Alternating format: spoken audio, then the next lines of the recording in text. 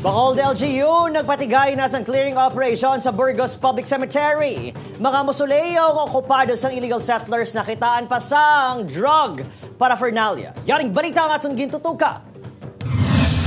Kabahin sang pagpanghanda para sa Piesta Minatay, nagpatigay na sang clearing operation ng Bacolod City LGU sa Burgos Public Cemetery. 6 ka mga pamilya nga madugay na nga nagapuyo sa Manitso, kag Mausoleo ang ginpahalin sa lugar sa pagpanguna sang City Legal Office. Mismo himata sa mga Minatay ang naghingyo sa LGU nga pahalin no ng maini bangod na kulban sila nga magbisita sa lugar.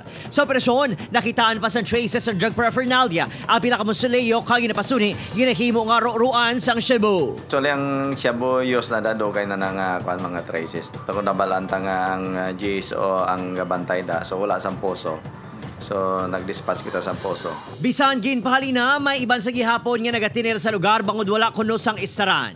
Ang iba naman sa mga himatalangan ay nagatiner. May pila nga mga mangunyadi pa kuno sa Piesta Minatay. Kangay ni Lolo Danilo nga masobra na 5 kadekada nga nag-estar sa patso. Kwalipikado ini sa pabahay program sang gobyerno pero hindi kuno ini kasaho. Rason nga iya ini ginbaligya. Wala kaya nakapundar sa balay mo sa Kalawigon?